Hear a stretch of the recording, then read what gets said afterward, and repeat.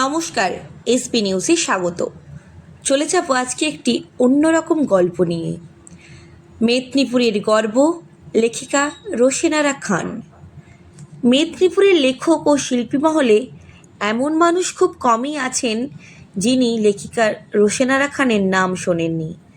দীর্ঘ জীবন ধরে সাহিত্য চর্চার মাধ্যমে তিনি শুধু জেলা নয়, দেশের গণ্ডি পেরিয়ে বিদেশের পাঠকদের কাছেও নিজের লেখাকে তুমুল জনপ্রিয় করে তুলেছেন। বর্তমানে ৬৯ বছর বয়সী এই সাহিত্যিক শুধুমাত্র লেখালেখির মাধ্যমে সীমাবদ্ধ নন, সমাজের প্রতি তার রয়েছে বিশেষ অবদান। জীবনে শুরু হয়েছিল অনেকটাই সংগ্রামের মধ্যে দিয়ে। মাত্র ১৩ বছর বয়সে তার বিয়ে হয়ে যায়, তবে পরবর্তী সময়ে স্বামীর অনুপ্রেরণা এবং নিজের অদম্য লেখার নেশাকেই তাকে সাহিত্য জগতে পরিচিত করে তোলে। কবিতা, গল্প ও নানা সাহিত্যকর্মের মাধ্যমে তিনি বরাবর পাঠকদের মন জয় করেছেন। তার লেখায় সমাজের নানা বৈষম্য, অন্যায় ও নারী নির্যাতনের বিরুদ্ধে প্রতিবাদের সুর ধরা পড়ে। সমাজ সচেতন এই লেখিকার কলম আজও মানুষকে নানা রকম প্রশ্ন তোলে এবং সচেতনতার বার্তা দিয়ে মানুষের মন জয় করে নেয়। এই বৈষম্যের প্রতিবাদ করায় নানা সময় তাকে সম্মুখীন হতে হয়েছে নানা রকম বাধা বিপত্তি, কিন্তু তারা পারেনি লেখিকার কলমকে থামাতে। লেখালেখি ছাড়াও মানুষটির এই বয়সেও মনে রয়েছে ঘোরাঘুরির প্রবল ইচ্ছে।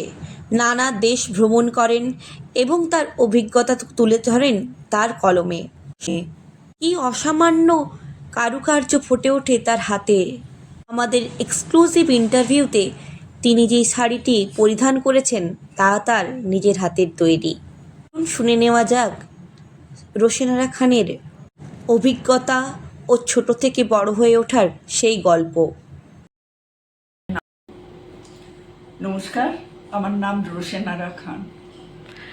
ম্যাডাম, এই যে বর্তমান সময়ে যে আপনি এখন মেদিনীপুরের বুকে একজন জনপ্রিয় লেখিকা, আপনার ছোটবেলাটা কি মনে পড়ে? আপনার ছোটবেলার দিনগুলো যদি অতীতের স্মৃতির পাতা উল্টান, কি দেখেন? দেখো, আমার তো জন্ম গ্রামে, অতএব আমার শৈশব কেটেছে বলতে গেলে মানে ছাগল ছানার পিছনে দৌড়ে, হাঁস ছানার পিছনে সাঁতার কেটে আর বন জঙ্গলের লাল ধুলো মেখে। তো আমাদের স্কুলটাও ছিল প্রাইমারি স্কুল জঙ্গলের কোলে, মাটির একটা দেওয়াল আর তার উপরে খড়ের ছাউনি। সেই স্কুলে যেতাম, যে সে স্কুলের রাস্তাটা ছিল জঙ্গলের ভেতর থেকে যে ঝর্ণার জলটা গড়িয়ে এসে শিলাবতী নদীতে পড়তো, সেই জলের ওপর দিয়ে আমাদের স্কুলে যেতে হতো, মানে বেশ ৪-৫ মাস। তো ভীষণ মজা লাগতো ওই খালি পায়ে কোমরে বই স্লেট নিয়ে ওই জলের ওপর দিয়ে স্কুলে যাওয়া। যেতে যেতে জঙ্গলের মধ্যে, ধরো জঙ্গলের সাইডে তো নানা রকম পাখি, নানা রকম পোকা, এদের সঙ্গে দেখা হতো, বলা যায় কথাও হতো। তোমরা বোধহয় ভেলভেট পোকা দেখেছো কিনা জানি না। ভেলভেট পোকা সেই বসে থাকতো এক জায়গায় জমাট বেঁধে, ঠিক যেন সেই ভেলভেটের রুমাল বা কার্পেট এরকম। আরও অনেক পোকা টোকা, কাঁচ পোকা পাওয়া যেত তখন। সেগুলো অবশ্য একটু গভীর জঙ্গলে থাকতো। তো আমাদের স্কুলটা যেখানে ছিল সেখানে অনেক গাছ ছিল, বকুল, পাকুড়, বট, অশ্বত্থ। তো আমরা ওখানে বসে খেলাধুলা করতাম। আর মাস্টারমশাই আসতেন সাইকেলে করে, আমাদের কোনো ঘন্টাও ছিল না, কোনো ঘন্টা বাজাবার লোকও ছিল না। আমরা ওখানে খেলতাম। দূরে কেউ দেখলো যে স্যার আসছেন, মাস্টারমশাই আসছেন, তখন সবাই দৌড়ে গিয়ে ওই আসন বিছিয়ে যে বসতাম, ওখানে দাঁড়িয়ে প্রার্থনা আরম্ভ করে দিতাম। এটা আমার স্কুল জীবন। স্কুলের বাইরেও আমি মানে একটু ছোটবেলায় দুষ্টু প্রকৃতির ছিলাম। মানে কি, আমাকে প্রকৃতি ভীষণ ডাকতো। সেই নদীর জলে ভেসে কত দূর চলে যেতাম। এখন তো বললেও নদীর জলে নামতে পারবো না। মানে ভেসে যেতে স্রোতের সঙ্গে আমার ভীষণ ভালো লাগতো। মায়ের কড়া শাসন ছিল, তাও আমি ওগুলো করতাম। সেই বুনো কুল তুলে বেড়ানো শীতকালে, বা ওই গ্রীষ্মকালে নদীর স্রোতের সঙ্গে ভেসে যাওয়া, পুতুল খেলা। মা আমাকে কোনো ছোটাছুটির খেলা খেলতে দিত না, হাত পা ছড়ে যাবে, ভেঙে যাবে। ওই পুতুল খেলা, এক্কা দোক্কা খেলা, এই খেলাগুলোই খেলতাম আর কি। আর লেখালেখিটার যদি কথা বলো, আমি যখন ক্লাস 3-তে পড়ি, আমার বাবা শুধু গ্রামে থাকতেন, আমার কাকারা সবাই বাইরেই বড় বড় পোস্টে চাকরি করতেন। আমার মেজো কাকা হঠাৎ মানে বাড়ির কাছে বদলি হওয়ার কারণে ফ্যামিলি নিয়ে আসেন। তো দেখলাম যে ওরা তো বাইরে ঘুরেছে, ওদের জীবনটা অন্যরকম, অনেক আলোকপ্রাপ্ত। আর তখনই জানলাম যে মেজো কাকা কবিতা লেখেন, গান লেখেন, গানে সুর দেন, সেই গান সুর দিয়ে নিজে গান। আর আমাদের বাড়িতে একটা গান বাজনার চর্চা ছিল, আমার বাবাও একসময় গান করতেন। তো বাবা তখন অন্য জায়গায় থাকতেন, সে অত বিস্তারিত বলা সম্ভব নয়। বাবা বিশেষ কারণে গ্রামে ফিরে আসতে বাধ্য হন। গ্রামের লোক এই বাবার গান করাটা মেনে নেয়নি, যে ভোরবেলা আজানের সময় উনি গলা সাধেন করে, এটা ঠিক নয়। তো বাবার কানে ওটা যেতে বাবা হারমোনিয়াম তুলে দিয়েছিলেন।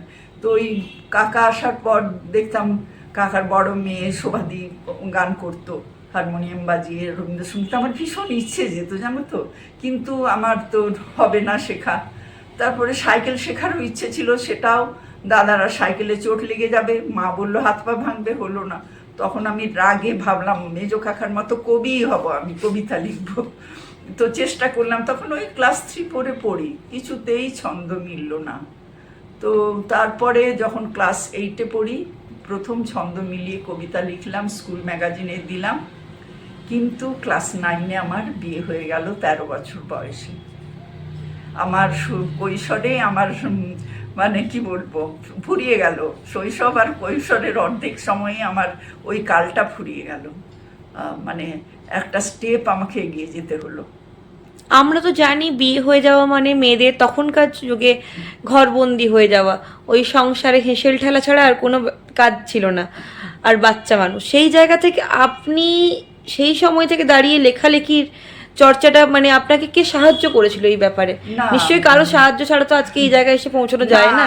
আমাকে কেউ সাহায্য করেনি, কিন্তু আমি যে সেই যে স্কুলের ম্যাগাজিনে কবিতা লিখলাম, তারপর আমার জীবন থেকে 25টা বছর কেটে যায়, আমি কোনো দিনও কলম ধরিনি। আমার হাজব্যান্ড ডব্লিউবিসিএস অফিসার হিসেবে ফার্স্ট পোস্টিং পেয়েছিলেন নর্থ বেঙ্গলে, মানে দিনাজপুরের বালুরঘাটে। ওখানে তখন ভগীরথ মিশ্র, ভগীরথদা ওখানকার জয়েন্ট ভিডিও ছিলেন, উনি তখন ওখানকার লিটল ম্যাগাজিনে লিখতেন। তখন মনটা একটু খারাপ হতো, ওইটুকুই। মানে তখন আমার বয়স খুব বেশি নয়, 22-23 হবে, 22-23, দুটো বাচ্চার মা, অফিসের ভাত, বাচ্চা সামলানো, এগুলো করে। আর আমি খুব সেলাই করতে ভালোবাসি, জানো তো।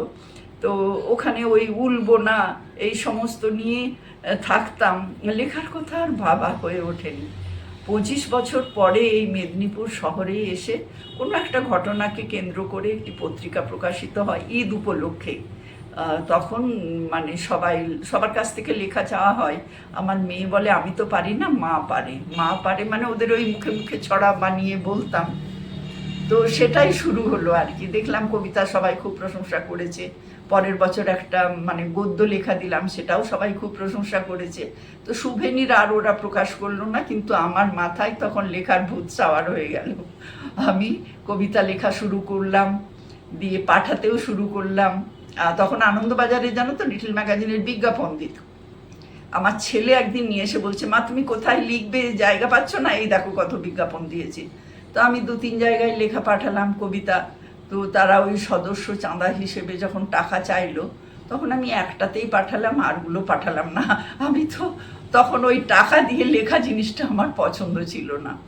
তারপরে এখানেও লিটল ম্যাগাজিনে টুকটাক লিখতে থাকলাম।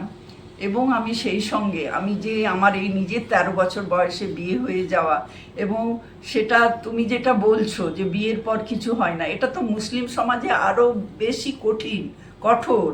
মুসলিম সমাজ বলেই আমার বিয়েটা হয়ে গেছিলো তখন। কারণ আমি একটি স্কুলে নাটকে অভিনয় করেছিলাম বলে বাবাকে পাড়ার লোকে এসে শাসিয়ে গেছিলো, আপনার মেয়ের বিয়ে দিন তাড়াতাড়ি, না হলে এক ঘরে করে রাখা হবে। তাই বাবা আমার বিয়ে দিয়ে দিতে বাধ্য হয়েছিলেন। তো যাই হোক, তখন আমি দেখেছি মুসলিম সমাজের মেয়েরা পড়াশোনা করে না সেভাবে, অল্প বয়সে বিয়ে হয়ে যায়, তারপরে নানা রকম নির্যাতনের শিকার হতে হয়। তারপরে একাধিক বিয়েও দেখেছি, তালাকও দেখেছি।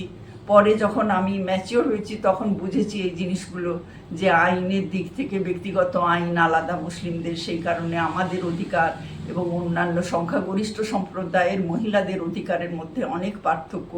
আমরা তো তাদের সমানও অধিকার পাই না, মুসলিম পুরুষদের সমানও অধিকার পায় না। এবার কেন পাবো না এই অধিকার, এই প্রশ্নটা মানে আমাকে প্রতিবাদ করতে বাধ্য করে। আমি এইগুলো নিয়ে চিঠি লেখা শুরু করি, আনন্দবাজার, আজকাল, প্রতিদিন, এই সমস্ত কাগজে বড় বড় চিঠি। এবং এই চিঠি পড়েই আমি খুব ভালো একটা মানে গ্রন্থে লেখার মানে সুযোগ পাই। তারা চিঠি পড়েই আমাকে বলেন যে আপনি যদি, আমি লিখেছিলাম, আমার চিঠিটার নাম এখনো মনে আছে, শরীয়তি আইনের সংস্কার হলে ইসলাম বিপন্ন হবে না।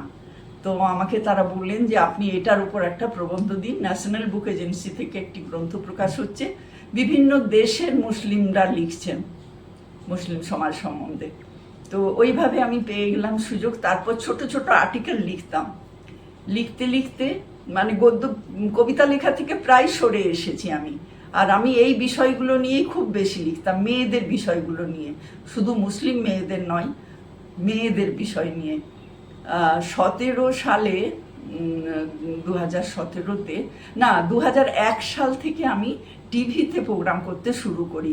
আমি প্রথম করেছিলাম 2001-এ, ওই তারা বাংলা বলে একটা ওই চ্যানেল যে আছে, তখন ওটাতে খুব জনপ্রিয় অনেক অনুষ্ঠান হতো। তো ওখানে এই মুহূর্ত বলে একটা প্রোগ্রাম হতো, মানে বিতর্কমূলক, দুজন থাকতেন, একটা বিষয়ের উপরে বলা হতো পক্ষে বিপক্ষে। তো আমি ওদের ফোন করে বললাম আপনারা এত সমস্যা নিয়ে করেন, আমাদের নিয়ে করেন না কেন? তখন ওখানে অনন্যাদি ছিলেন, অনন্যা চক্রবর্তী, উনি তখন অনন্যা চট্টোপাধ্যায় ছিলেন। তুমি জানো কি না জানি না, উনি কিন্তু সেই দহন যে কাহিনী, তার সাংবাদিক কিন্তু উনি, যে সত্যি কাহিনীর উপরে যে দহন উপন্যাস লেখা হয়েছে বা সিনেমা হয়েছে, সেই সাংবাদিক কিন্তু ওই অনন্যাদি।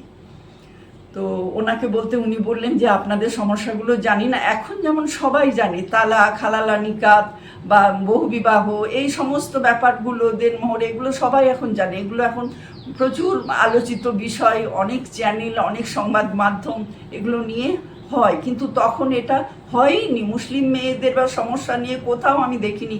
আমার তো মনে হয় যে আমি বোধহয় প্রথম মিডিয়াতে এই জিনিসটা করেছিলাম, প্রতিবাদ করেছিলাম যে শরীয়তি আইনে মুসলিম মেয়েরা বৈষম্যের শিকার।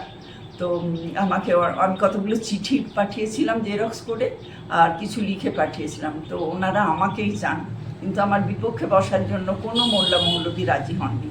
তারা বলেন যে উনি যা বলছেন ঠিক বলছেন না, শরীয়তি আইন যদি আমাদের আগুনে ঝাঁপ দিতে বলে আমরা তার জন্য প্রস্তুত। শেষ পর্যন্ত আলিপুর কোর্টের একজন লয়ার এসেছিলেন, কিন্তু তিনি আমার যুক্তিগুলি সমর্থন করেছিলেন। তারপর আমাকে আর পেছন ফিরে তাকাতে হয়নি। আমি প্রচুর টিভি প্রোগ্রাম করি, একের পর এক ডাক পেতে থাকি। তখন তোমাদের মনে আছে কি না জানি না, খাস কথা হতো, অঙ্গনা লাইভ, তারপরে আকাশ বাংলায় গরমা গরম, এইরকম প্রচুর অনুষ্ঠানে আমি একটা অনুষ্ঠানে একাধিকবার আমি গিয়েছি, ডাক পেয়েছি। আর তারপরে তখন মনে হতো যে যদি কোনোদিন দূরদর্শনে ডাক পাই তাহলে জানবো যে আমার কথার যুক্তি আছে। তো দূরদর্শনেও পেয়ে গেলাম, একটা স্পেশাল প্রোগ্রাম হয়েছিল এই নারী দিবস উপলক্ষেই। ওরা বিষয়টা রেখেছিল পথ কি ছিল কুসুম, না হ্যাঁ, পথ কি ছিল কুসুম ছড়ানো। তো বলেছিলেন ওই দূরদর্শন থেকে যে লড়াই করে উপরে উঠেছেন এইরকম 5 জন মহিলাকে নিয়ে করতে হবে।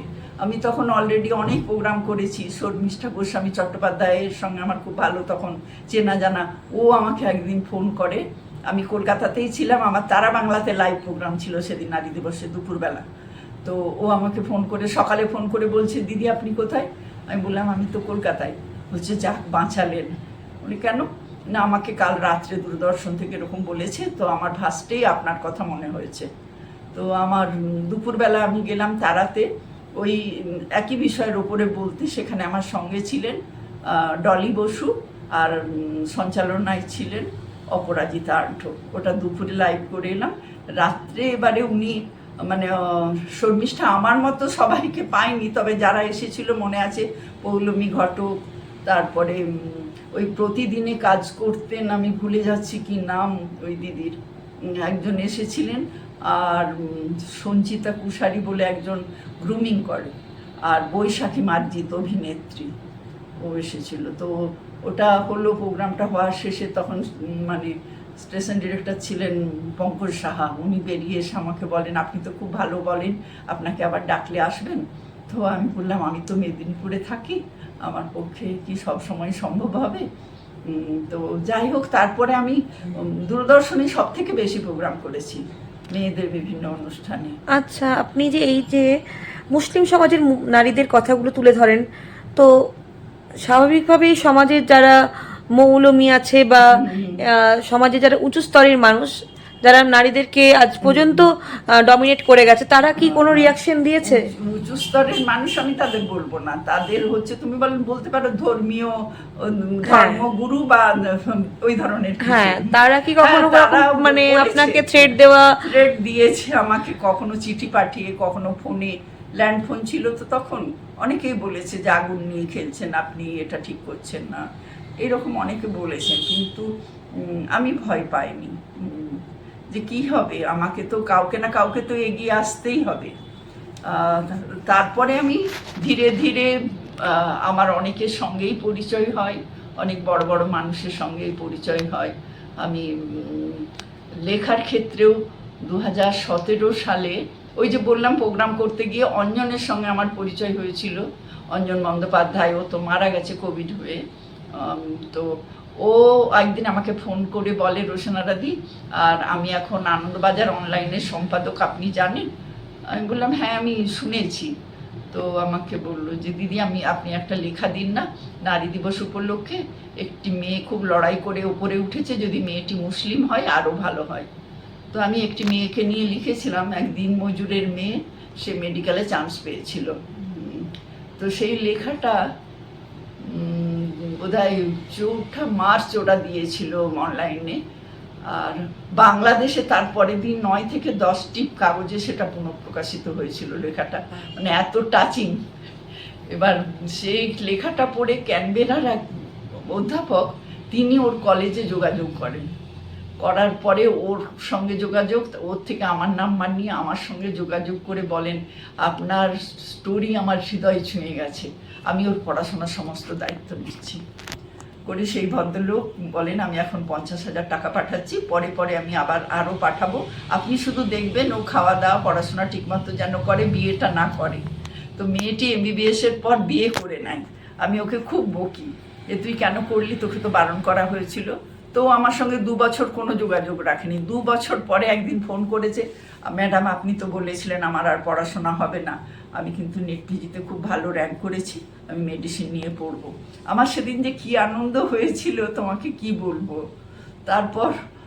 তারপর আমার মেয়ে থাকে ইংল্যান্ডে, ওখানেই সেটেল, আমি ওর কাছে চলে গেছিলাম। তো একদিন মেসেজ করছে, ম্যাডাম আপনাকে ফোনে পাচ্ছি না, আমি রেডিওলজিতে মেডিকেল কলেজে পেয়েছি, ক্যালকাটা মেডিকেল কলেজে।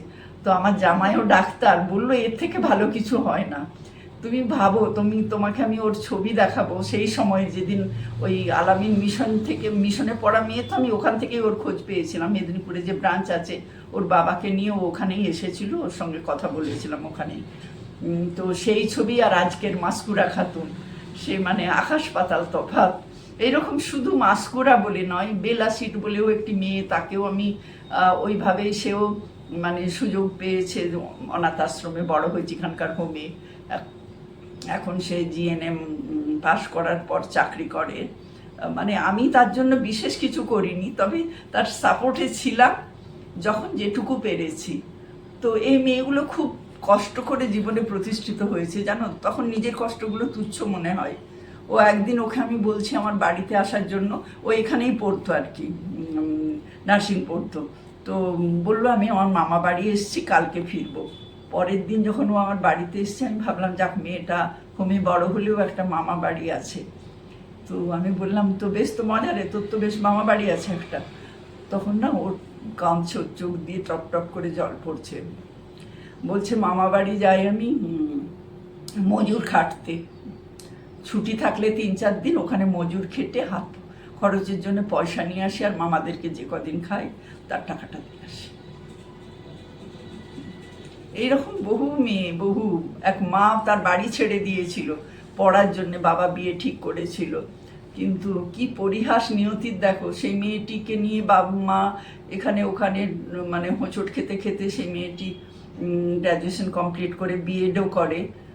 তাকে বিএড করার সময় এই মহিষাদলের যে রাজপরিবার রয়েছে, ওদের একজন সদস্য ওকে 1 লাখ টাকা দিয়েছিলেন। তো তার মা মারা গেল, ও এখন একটা ওই আলামিন মিশনেই কাজ করে, এখন তার বাবা এসে তার কাছে থাকে। সে মা সারা জীবন কষ্টই করে গেল। এরকম আরও অনেক অনেক মেয়ে আমার সান্নিধ্যে এসেছে বা আমি তাদের সান্নিধ্যে গিয়েছি, যারা মানে এগিয়ে এসেছে। আমি এই মাস্কুরার ব্যাপারটা যে আমি ওই আগুনটা, ওইটাই আমি দেখতে চাই সবার মধ্যে, ওই মানসিক জোরটা যে আমাকে করতে হবে, আমাকে পারতে হবে। এখন অনেক মেয়ে এগিয়ে আসছে, অনেক মেয়ে পড়াশোনা করছে, তবুও একটা কিন্তু থেকে যাচ্ছে। এই যে আমাদের মেদিনীপুর জেলায় যেমন বাল্যবিবাহের হার সব থেকে বেশি, সেটা আবার মুসলিমদের মধ্যে সব থেকে বেশি, মুসলিম এলাকায় বেশি সব থেকে। এটা নিয়ে যখন এর আগে যে ডিএম ছিলেন খুরশিদ সাহেব, ওনার নামটা কি যেন ছিল, খুরশিদ আলী, তো উনি আমাকে খুব করতেন, ওনার সব অনুষ্ঠানে আমাকে ডাকতেন। এই ধরনের একদিন হয়েছিল কি, ওনার সঙ্গে বিভিন্ন অনুষ্ঠানে দেখা হলে উনি বলতেন ওনার অফিসে যেতে। তো ডিএম এর অফিসে কি আর এমনি এমনি কাজ ছাড়া যাওয়া যায়? গল্প করার তো জায়গা নয়। তো একদিন আমি ঘটনাচক্রে মানে এডিএম এর কাছে গিয়ে, তিনি ছিলেন না বলে আমি ভাবলাম যে তাহলে ওনার সঙ্গেই দেখা করি। তো আমি ভেতরে ঢুকতেই বলছি যে কি হচ্ছে বলুন তো, মেদিনীপুরেই কেন এত বেশি বাল্যবিবাহের সংখ্যা এত কাজ করার পরও? তো উনি আমাকে বললেন আপনি একটা কিছু বলুন না। তারপরে আমি কিছু কথা বললাম যেগুলো ওনার ভালো লাগলো। তখন উনি আবার সেই পঞ্চায়েতের যে এডিএম, ওনাকে ডাকলেন, ডেকে বললেন আমাদের যতগুলো এই ধরনের প্রোগ্রাম হবে ওনাকে কিন্তু ইনভাইট করবে। তো উনি সবগুলোতেই করেছেন আমাকে, ওনার সঙ্গে আমি থেকেছি। এবং একটা প্রোগ্রাম করেছিলেন, মানে ওটা একটা পদযাত্রা হয়েছিল, হওয়ার পরে এখানে ওই কালেক্টরির মধ্যে ওদের একটা হল আছে, ওইখানে প্রোগ্রাম হচ্ছিল। উনি ওই সামনে অডিয়েন্সের সামনে আমাদের 7 জনকে, 3 জন মেডিকেলের স্টুডেন্ট ছিল, আর একজন বিডিও, একজন এসডিও আর একজন এডিও, 6 জন, এবং আমি তার মধ্যে। এই 7 জনকে সামনে দাঁড় করিয়ে বলেছিলেন যে এরা হচ্ছে জীবন যুদ্ধে জয়ী, লড়াই করে জীবনে প্রতিষ্ঠিত হয়েছেন। এর মধ্যে একটি মেয়ে ছিল যে হচ্ছে তার মানে বাবার সঙ্গে কোনো সম্পর্ক নেই, মা তাকে বড় করেছে। সেই মেয়েটি এগিয়ে এসে আমাকে প্রণাম করে বলে আপনার কথা আমার মা দিদিমা বলেন। তারপরে জানলাম যে ওর মা এবং দিদিমা আমার পরিচিত। আচ্ছা, সেই মেয়েটি এখান থেকে পাশ করেছে আর কি, মেদিনীপুর থেকে পাশ করেছে সম্ভবত। তো এইভাবে এই লেখালেখি, এই বিভিন্ন প্রোগ্রামে যাওয়া আছে, যেগুলো আমি তো তারপর থেকে যেটা এটা বলা খুব দরকার, আমি তো আগেই বলেছি যে আমি তো স্কুল ফাইনালটা পাস করেছিলাম আমার মানে স্বামীর চেষ্টাতেই। হ্যাঁ, আর আমি তো মানে ওই বিয়ের পর আমার হাজব্যান্ডের জন্যই আমি পেরেছিলাম স্কুলের গণ্ডিটা পার হতে। এবং পরবর্তীকালে ওই যে 25 বছর পরে কলম ধরলাম, বা এই যে সমস্ত কাগজে লেখা বা আরও অন্যান্য জায়গায় যে সব লেখা বা বিভিন্ন অনুষ্ঠানে যাওয়া, টিভিতে যাওয়া, এটা সম্ভব হয়েছে আমার হাজব্যান্ডের জন্য। উনি আমাকে স্বাধীনতা দিয়েছেন এবং উনি আমাকে সাপোর্টও করেছেন, যে কারণে আমার ছেলে মেয়ে, আমার জামাই সবাই সাপোর্ট করেছে। কিন্তু সব থেকে বড় হচ্ছে আমার হাজব্যান্ডের সাপোর্ট এবং ওনার প্রেরণাও বলতে পারো। উনি এইসব জিনিসের মধ্যে নেই, সাহিত্য বোঝেন না, এইসব বোঝেন না, কিন্তু তবুও আমার লেখার প্রথম পাঠক উনি। আমি যে কোনো লেখা লিখলে উনি আগে পড়বেন, এটাই। আর আমি তারপরে আমার জীবনে একটা বিপর্যয় ঘটে যায়, আমি আর সেটা উল্লেখ করছি না। তারপর আমার মনে হলো যে আমি বোধহয় আর লিখতে পারবো না, আমার লেখাগুলো মলাটবন্দি করে ফেলি। এই ভেবে আমি একটা বই করি, বইটার নাম হচ্ছে আমি নারী, এটা 2015 সালে। তো বইটা আমি কলকাতা থেকেই করিয়েছিলাম। হ্যাঁ, ইতিমধ্যে আমি বিভিন্ন ইউনিভার্সিটিতে সেমিনারে যাই এবং বক্তব্য রাখতেও যাই, স্পেশাল ক্লাস নিতেও যাই, এইরকম। তো আমার ওই রবীন্দ্রভারতীতে ভারতীর তখন এইচওডি ছিলেন পলিটিক্যাল সায়েন্সের অরুণাভ ঘোষ সম্ভবত। তো উনি বইটা দেখে বললেন যে আপনার বইটা খুবই ভালো হয়েছে, কিন্তু যদি একটা বিষয় নিয়ে লিখতেন তাহলে বইটা একাডেমিক হতে পারত। তো আমি তো অতটা ভাবিনি, আমি ভেবেছিলাম বই লেখাগুলো হারিয়ে যাবে, সব লেখাগুলোকে একসঙ্গে মলাটবন্দি করে ফেলি, সেই হিসেবে করেছিলাম। তবু ওই একদিন রাত্রে একটা ফোন এলো যে অনেক দিন পরে একটা ভালো বই পড়লাম। তো আমি বললাম কে বলছেন আপনি? না, আমি একজন পাঠিকা। আমি বললি কে আপনি? না এই তো বললাম তো আমি একজন পাঠিকা। বললাম কেমন পাঠিকার ভালো লেগেছে সেটা তো আমাকে জানতে হবে। তখন উনি অনেক করে বলার পর বললেন আমি শফিউন্নেসা। আর সেদিনও আমার খুব ভালো লেগেছিল যে উনি নিজের থেকে ফোন করে বলছেন যে আমার ভালো লেগেছে। আসলে ওদের দপ্তরে বইটা পাঠানো হয়েছিল রিভিউর জন্য, এই রিভিউ করতে পাঠানোরও একটা মানে ইতিহাস আছে। যাই হোক বইটা তখন আমি আবার দ্বিতীয় বই লেখা শুরু করি। উনি বললেন এর থেকে 2-1টা প্রবন্ধ বেছে নিয়ে আরও কিছু যোগ করে আপনি লিখুন। তো এই সময়গুলোতে আমার সময় গেছে। তখন তো আমি এতে মানে ডেস্কটপে কাজ করতাম না, তখন আমাকে হাতেই লিখতে হতো। তো এইসব ব্যাপারে আমার হাজব্যান্ড অনেক করেছেন সেই সময়, কি বলবো, অনেক সময়টা দিয়েছেন বা অনেক কিছু মেনেও নিয়েছেন, না হলে আমি পারতাম না। তো আমাকে ওই বইটা, তারপরে আমি তো ভাবিনি কখনো যে আমার বই কেউ পড়বে বা কেউ পয়সা দিয়ে কিনে পড়বে, এটা আমার কিন্তু সত্যি ধারণাই ছিল না। তো আমি সারদা কল্যাণ ভাণ্ডারের মেম্বার, ওখানে রেখা দিদিদেরকে এক কপি বই দিয়েছিলাম। তো উনি প্রথম বললেন যে রোশনারা তোমার বই তো খুব ভালো হয়েছে, খুব সুন্দর লেখা, ঝরঝরে লেখা, তুমি রিভিউ করতে পাঠাচ্ছ না কেন?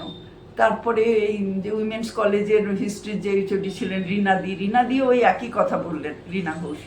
তখন আমি রিভিউর জন্য পাঠালাম কয়েক জায়গায়।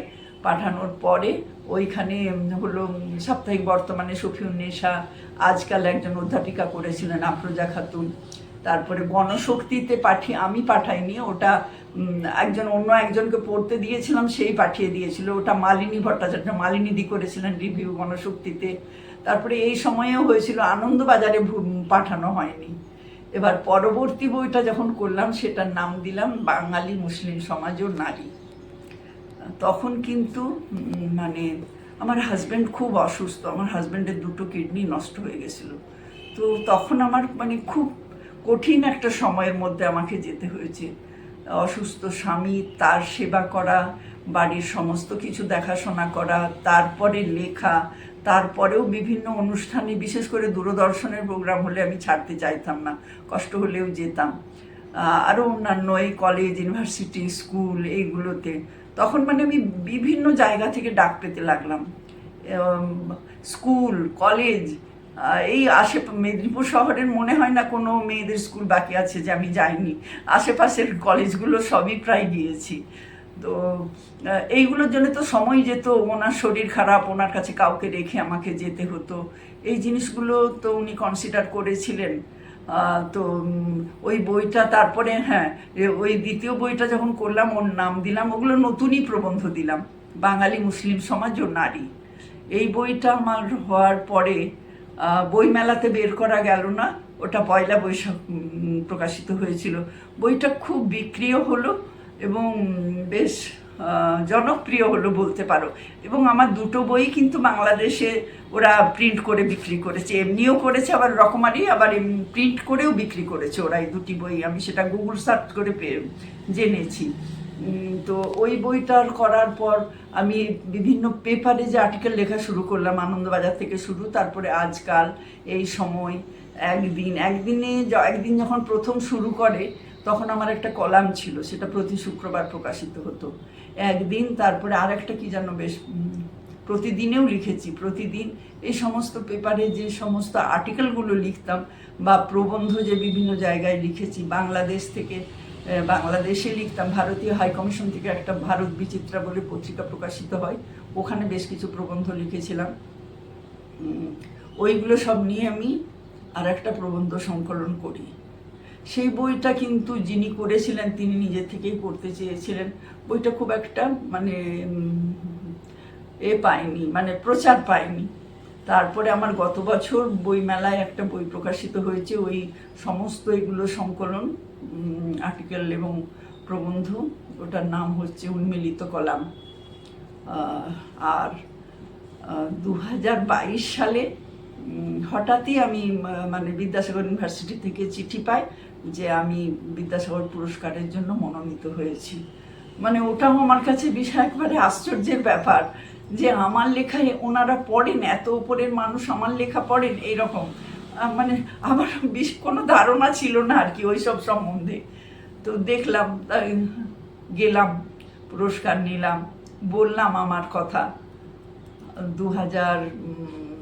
এই গত বছর 2025-এ ওই আমার বাঙালি মুসলিম সমাজ ও নারী বইটি বিদ্যাসাগর ইউনিভার্সিটি ইংলিশে অনুবাদ করেছে ওদের উইমেন স্টাডি থেকে।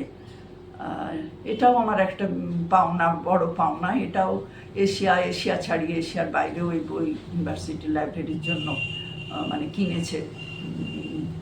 আর আর কি বলবো বলো, এখনো আমার ওই লেখালেখি চলছে। আমার আত্মকাহিনী পয়লা বৈশাখ প্রকাশিত হবে যেতে যেতে পথে। ওটা আমি আমার এখানকার ওই জলদর্শী পত্রিকায় আগে ওটা ধারাবাহিকভাবে প্রকাশিত হয়েছিল। ওটাই মানে অনেকেই বলছিলেন যে এটা গ্রন্থ আকারে প্রকাশ করুন। আর আমাকে অনেক আগে আমাকে অদৃশদা বলেছিলেন যে রোশেনারা, তোমার জীবন খুব বৈচিত্র্যময়, তুমি তোমার নিজেকে নিয়ে, নিজের জীবন নিয়ে একটা উপন্যাস লিখছো না কেন? তো আমি গল্প উপন্যাস সত্যি কথা বলতে লিখতে পারি না। গল্প কয়েকটা লিখেছিলাম, 8-10টা হবে, তবে আমার ওই বানানো জিনিস হয় না। আমার এগুলো লিখে আমি খুব আনন্দ পাই, জানো তো। আমাকে একজন ভদ্রলোক বলছিলেন কাগজের অফিসেরই যে আমাদের এখানে আপনার কি পরিচয় জানেন? ক্ষেত্র সমীক্ষক। আর আমি সত্যিই আমি জিনিসগুলো যেটা আমি দেখেছি আমার অভিজ্ঞতা থেকে লিখে থাকি। আমি সুদিন চট্টোপাধ্যায় মেদিনীপুরে এসেছিলেন, ওনাকে আমি ওই বইটার এক কপি দিয়েছিলাম, বাঙালি মুসলিম সমাজ ও নারী। ওনার সঙ্গে আলাপ করতে বললেন, হ্যাঁ আমি আপনাকে চিনি, আপনার লেখা আমি পড়েছি। তো উনিও খুব লেখা, এখনও ওনার সঙ্গে যোগাযোগ রয়েছে। মানে উনি আমার খুবই প্রশংসা করেন লেখার। এগুলো আমার কাছে একটা বিশাল পাওনা। আমি অনেক বড় বড় মানুষের সঙ্গে আমার পরিচয় হয়েছে, যেমন ধরো এই যে বিকাশ রঞ্জন ভট্টাচার্য, উনি তখন সবে এ থেকে এসেছেন, রাজস্থান থেকে। সে অনেক বছর আগে, তা হবে হয়তো 25 বছর আগে, তখন ওনার সঙ্গে পরিচয়। তারপরে 2006 সালে রবীন্দ্র সদন চত্বরে একটা রাখি বন্ধন অনুষ্ঠান হয়েছিল। তো সেখানে আমাকে সবাই বললো, উনি তখন মেয়র কলকাতার, যে রোশনারা দি, আপনার সঙ্গে যখন পরিচয় রয়েছে তাহলে আপনি ওনার হাতে রাখি বেঁধে আমাদের অনুষ্ঠানের সূচনা করবেন। তো এইরকম অনেক মানুষের সঙ্গে, যেমন অশোক গাঙ্গুলি, ওনার সঙ্গে আমরা প্রোগ্রাম করেছি একসঙ্গে। তারপরে ধরো মন্দ্রাকান্তা সেন, আর আমাদের ওই পল্লব কীর্তনিয়া একটা অনুষ্ঠানে গেছিলাম, সেখানে ও মানে সেদিন ছিল আদিবাসীদের ওই কি বলে ওটাকে, হুল দিবস। সেই হুল দিবসে ওরা চাক্কা জ্যাম করেছিল, হুল উৎসব কেন বলা হয়। তো আমরা এই চন্দ্রকোনার ওখানে একটা স্কুল আছে আদিবাসীদের, নয়াবসতে, ওখানে গেছিলাম। উনিও এসেছিলেন কলকাতা থেকে। তো সোজা রাস্তায় যাওয়া যায়নি, ওই ভেতরের দিকে বন জঙ্গল পার হয়ে গেছিলাম। তো ওকে যে নিয়ে এসেছিল ও খুব রাগারাগি করছিল, হ্যাঁ খড়গপুর থেকে ফিরিয়ে নিয়ে চলে যেতাম। পল্লবদাকে কত কষ্ট করে নিয়ে এলাম, এখানে নিয়ে আসতে কত কষ্ট হলো। তো আমি যখন বলতে উঠেছিলাম, আমি বলেছিলাম যে আজ আমাদের আসতে একটু কষ্ট হয়েছে, কিন্তু যদি আমরা ভাবি যে কোনো অসুস্থ ব্যক্তি তার রোগ যন্ত্রণায় ছটফট করছে, তাকে হাসপাতালে নিয়ে যাওয়া যাচ্ছে না, বা কোনো গর্ভযন্ত্রণায় কোনো মা কাতরাচ্ছে, তাকে নিয়ে যাওয়া যাচ্ছে না, তাকে কোনো রকমের ভ্যান রিক্সায় করে নিয়ে যেতে হচ্ছে, তখন কিন্তু আমাদের এই কষ্টটা খুব তুচ্ছ হয়ে যায়। তারপরে ও বাড়ি ফিরে আমাকে ফ্রেন্ড রিকোয়েস্ট পাঠিয়ে বলে যে তোমার কথা আমার ভীষণ ভালো লেগেছে, তাই তোমাকে আমি ফ্রেন্ড রিকোয়েস্ট পাঠালাম।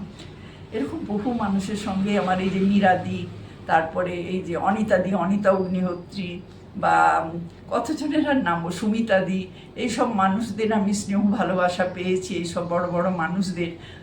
এটা আমার একটা অনেক বড় প্রাপ্তি। আমি সেই গ্রামে সেই মেয়েটি, সেই মানে যার বিদ্যে ওইটুকু স্কুল ফাইনাল পর্যন্ত। তবে হ্যাঁ, আমি কিন্তু কলম ধরার সাহস পেয়েছি বেগম রোকেয়া এবং আশাপূর্ণাদির জীবনী পড়ে। ওনারাই আমার মানে আইডল বলতে পারো। আমি না হলে কলম ধরার সাহস পেতাম না। ওদের দুজনকে দেখেই আমার কলম ধরার সাহস হয়েছিল যে ওনারা পেরেছেন যখন, তখন আমিও পারবো। আমি কিছুদিন আগে হুগলির একটি মাদ্রাসায় গেছিলাম মেয়েদের, তো সেখানে সবাই হইচই ফেলে দিয়েছে একবার, বেগম রোকেয়া আসছেন, বেগম রোকেয়া আসছেন। সে কি অবস্থা, জ্যান্ত বেগম রোকেয়া। মানে তাদের মনে হয়েছে আমাকে। তারপরে আমি বললাম আমি কি বলবো তাহলে, কার সম্বন্ধে বলবো, বেগম রোকেয়া সম্বন্ধে না আমার নিজের সম্বন্ধে? তখন ওরা বললো না, আমরা বেগম রোকেয়ার সম্বন্ধে তো জেনেছি, অন্যরাও বলেছেন, আপনি আপনার কথা বলুন। তো এত গোলমাল হচ্ছিল ওখানে, আমি তো ভাবছিলাম আমি এরকম হলে না, আমার বলতে ইচ্ছে করে না। তো আমি যখন বলছিলাম দেখলাম সব স্তব্ধ হয়ে গেছে, কিন্তু একদম সবাই মন দিয়ে শুনছে। অনুষ্ঠান মানে বক্তব্য শেষ হওয়ার পর ছবি তোলার হুড়োহুড়ি পড়ে গেল, দিয়ে তারপরে বাড়ি ফেরা। অনেকটা দূর, মানে আরামবাগ থেকে প্রায় 14 কিলোমিটার ভেতরে ছিল ওই মাদ্রাসাটা। আমি এই সব জায়গাগুলোতে ডাক পেলে আমি যাই, বহু জায়গায় আমি এরকম গিয়েছি। একটু হয়তো কষ্ট হয় ইদানিং, কিন্তু তাও আমি যাই। আর লেখালেখি, এই যে বললাম, আমি লেখা কাউকে না নিজের থেকে দিতে পারি না। এই বয়সে কাকে অনুরোধ করব? যখন আমি প্রথম শুরু করেছি, এখানে একটা খুব মেদিনীপুরে ভালো পত্রিকা বের হতো, অমৃত লোক বলে। সেই পত্রিকাটা যখন পড়লাম, আমি বলি এত ভালো ভালো মানুষ লিখেছেন এবং লেখাগুলো এত স্ট্যান্ডার্ড ভালো। তো আমি বললাম, ইস, যদি এখানে আমি লিখতে পারতাম। তো কি করে পারবো? তারপরে একদিন হঠাৎ করে একজন এসে বলছে যে সমীরণদা পাঠালেন আপনার কাছে একটা লেখার জন্য, মুসলিম বিধবা মহিলাদের জীবনের ওপর। তারপরে অমৃত লোকে আবার লিখতে শুরু করলাম। এইভাবে মানে আমার কাছে লেখা চাওয়া হয়েছে, আমি লিখেছি। এইরকমটাই বেশিরভাগ ক্ষেত্রে আর কি ঘটেছে। আসলে বেশি বয়সে লেখা শুরু করেছি, তো কাকে বলবো যে আমার লেখা ছাপান বা পাঠিয়ে দেবো যদি লেখা না নেয়? ওই জন্য আমি বলতে পারতাম না কাউকে। এখন তো আর বলতে হয় না, এখন তো মানুষ চায় আপনার আমাকে লেখা দিন। হ্যাঁ, দিতে পারি না, তাও এমন হয় চেষ্টা করি, তবে সব সময় দেওয়া হয়ে ওঠে না আর কি। ঠিক আছে, থ্যাংক ইউ ম্যাডাম। আচ্ছা, আর একটা ব্যাপার হচ্ছে, আমি না প্রচুর বিদেশ ভ্রমণ করেছি। আমার মেয়ে যেহেতু ইংল্যান্ডে সেটেল, আমি 2008-এ প্রথম গেছিলাম। আমার মানে তখন মেয়ের সংসারে নতুন অতিথি আসবে, আর ওদের সে তো জানো ওখানে কাজের লোক বলে কিছু হয় না, পাওয়া যায় না। তো আমার হাজবেন্ড আমি গেছিলাম, প্রথমবারে গিয়ে 5 মাস ছিলাম। তারপরে আরও অনেকবার গিয়েছি, 14-তে গিয়েছি, 16-তে গিয়েছি, 23-এ গিয়েছি, আর যতবারই গিয়েছি ওখানে মানে বেরিয়েছি। প্রথমবারে তো গিয়েছিলাম স্কটল্যান্ড, আর এতে আয়ারল্যান্ড গেছিলাম, বেলফাস্ট গেছিলাম টাইটানিকের জন্মস্থান দেখতে। আর স্কটল্যান্ড গেছিলাম, যে স্কটল্যান্ডে তো অনেকগুলো জায়গা দেখেছিলাম, এডিনবারা ক্যাসেল বা ওই লক নেস যেখানে বলে যে মনস্টার আছে, সেই লেক। এবং আমি এটা স্কটল্যান্ড ট্যুরটা আমার সাপ্তাহিক বর্তমানে প্রকাশিত হয়েছিল। আমি সেবারে রবিনহুডের যে সেরুডের জঙ্গল, ওখানেও গেছিলাম, ওটা আমার আনন্দ মেলায় প্রকাশিত হয়েছিল। তারপরে আমার আর একটা কোথায় যেন ইংল্যান্ডের গেছিলাম, সেটা আনন্দবাজারে প্রকাশিত হয়েছিল। আমার শেক্সপিয়ারকে নিয়ে লেখা, সেটা আমার আজকালে প্রকাশিত হয়েছিল। তারপর আর স্টোনহেঞ্জ এবং ওই যে বড় বড় পাথরগুলো আছে, যে সেই একটা ছবি আসে না স্টোনহেঞ্জের, ওইটা ওই জায়গাটা। রোমান বাথ সিটি বলে আরেকটা শহর আছে, যেখানে মানে 2000-এরও বেশি পুরনো একটা স্নানাগার আছে। সেই ওই দুটোর ওপরে সফরে লিখেছিলাম। এরকম আমি অনেক, এখন আমার এই মুহূর্তে মনে পড়ছে না। আমার এই ভ্রমণ কাহিনী লিখতেও ভালো লাগে, আমি লিখেছি আমি। আর এই 2024-এ আমি 24-এ নয় 25-এ আমি ইউরোপ ট্যুর করেছি। আর 2024-এ আমি বাংলাদেশ গেছিলাম। বাংলাদেশ থেকে আমি একটা আমন্ত্রণ পেয়েছিলাম কক্সবাজার থেকে। তো ওখানে গিয়ে ওখান থেকে বাংলাদেশের বাকি কিছু জায়গা, ঢাকা, বরিশাল, আর ওইগুলো সব ঘুরেছিলাম। মানে শিলাইদহ গেছিলাম লাস্টে, ওটাও আমি ওই আরও আনন্দ যে হয় ওখানে। তখন সেই সময় আমি যখন ফিরলাম, তখন এই মেয়ের বোধহয় 2-1 দিন আগে, তো আমাকে বলা হলো যে আপনি তো এই সদ্য ঘুরে এসেছেন, তাহলে ওটা নিয়ে লিখুন। তো আমি ওটা লিখেছিলাম ওটার ওপরে। আর এমনি আমি এই সময় বা এইগুলোতে না, এই বিভিন্ন যে অনুষ্ঠান উৎসবগুলো হয়, আমার ছেলেবেলার দেখা দুর্গা পুজো, আমার সরস্বতী পুজো আমার দেখা, বা আমাদের যে উৎসবগুলো হয় এগুলো সম্বন্ধে সবাই সঠিক জানে না। যেমন আমাদের যেটা একটা হয় ঈদুজ্জোহা, যেখানে ওই কোরবানি দেওয়া হয়, এটা কেন হয় এটা নিয়ে আমাকে সুদিনদা প্রশ্ন করেছিলেন, যে আমি এটা পছন্দ করি না। তখন ওনাকে আমি ওটা ব্যাখ্যা করেছিলাম যে কেন হয় এটা। এবং আমাকে সেবার আজকাল থেকে লিখতে বলা হয়েছিল সামাজিক তাৎপর্য কি ঈদুজ্জোহার, আমি সেটাতেও বিস্তারিত লিখেছিলাম। সেই লেখাটাও ওনাকে পাঠালাম, দেখলাম উনি পরে আমাকে শুভেচ্ছা জানিয়েছেন। তো এইভাবেই লেখাগুলো চলছে আর কি। লেখার আমার নির্দিষ্ট কোনো কিন্তু বিষয় নেই, আমি যেটা পারি সব বিষয় নিয়েই লিখি। এই যে আর্টিকেলগুলো লিখেছি সেগুলো কিন্তু আমার পরিবেশ নিয়ে রয়েছে, আমার সংস্কৃতি নিয়ে রয়েছে, এই সমস্ত বিষয় নিয়ে, শুধু যে মেয়েদের নিয়ে লিখি তা কিন্তু নয়। এবারে যেমন আমি লিখেছি একটা, সেটা আর আমি আজকে বলবো না, সেটা হয়তো কাল পরশু কখন কোন প্রকাশিত হবে। আচ্ছা। আজকালে বিভিন্ন মহিলাদের নিয়ে আমাকে বলা হয়েছে আমেরিকায়, ওখানে একজন নিগ্রো মহিলা প্রথম সুপ্রিম কোর্টের জাজ হয়েছেন, তাকে নিয়ে লিখতে বলা হলো, লিখলাম। আর একজন মহিলাকে আমি প্রচুর বিদেশের মানে অন্য ইউরোপের বিভিন্ন কান্ট্রিগুলোর লিখেছি আমি, মহিলারা যারা সব জীবনে প্রতিষ্ঠিত হয়েছে বিভিন্নভাবে, তাদের হয়তো দুজন, তার মধ্যে মুসলিম মহিলা আছেন, একজন তো হচ্ছেন স্থপতি, তিনি মানে প্রচুর 100 জন মহিলাদের মধ্যে বেস্ট একজন, তাছাড়া তিনি প্রচুর পুরস্কার পেয়েছেন। তার মানে যে সমস্ত স্থাপত্য সেগুলো মানে মুগ্ধ হয়ে দেখার মতো।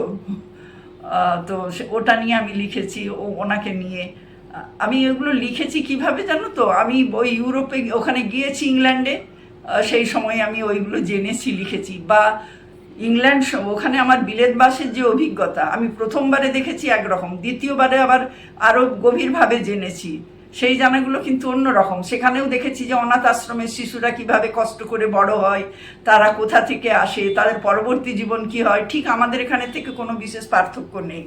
হ্যাঁ, মানে ওদের ওখানেও যে ভিতরের যে অন্ধকার দিকগুলো রয়েছে, তাই বিলেতবাসের অভিজ্ঞতা যেমন লিখেছি, আবার পরবর্তীকালে বিলেত বদলাচ্ছে এরকমভাবেও আমি লিখেছি।